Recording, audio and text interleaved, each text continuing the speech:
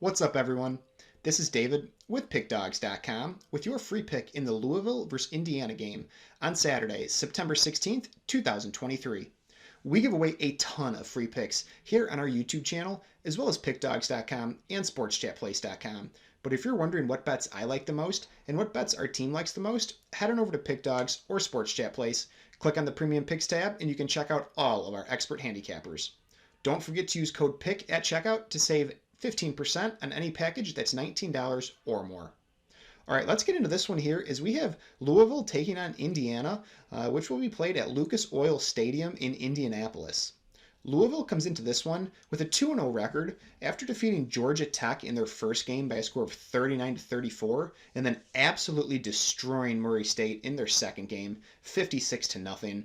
In that game against Murray State, Louisville did outgain them by a total of 690 to 166, but they did turn the ball over twice in that one. Going back to the Georgia Tech game, that was a very thrilling game, but Louisville did allow a late touchdown by Georgia Tech that blew the cover for them.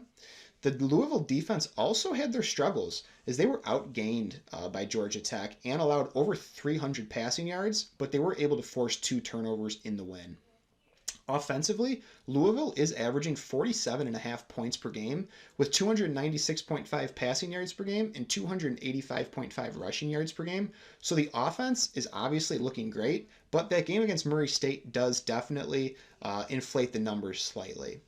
The Louisville defense is only allowing 17 points per game, but like I said, that game against Murray State does inflate the number. They did struggle against Georgia Tech at times. But they were able to get the win and have started 2-0. Jack Plummer is the starting quarterback for Louisville, but he has thrown 3 interceptions, which is something to keep an eye on here. Jahar Jordan has rushed for 231 yards and 3 scores, while Jamari Thrash has caught 10 passes for 170 yards and 3 touchdowns. Going over to Indiana, they've started the season 1-1, and they opened up with that very tough game against Ohio State, where they lost 23-3. But you know what? They hung in there better than I thought they would. I really thought Ohio State was going to put up 40 or 50 points, and while Ohio State really has had their issues to start this season, I was impressed with the Indiana defense. In the Hoosiers' second game, they blew out Indiana State by a score of 41-7, and they outgained them by a total of 558-93. Yes, only allowing 93 yards. I don't care who the opponent is. Holding them to under 100 yards is a big deal. Indiana also went 12 for 16 on third down conversions in that game. Third down, obviously the biggest down in football, so hopefully they can carry that momentum into this one.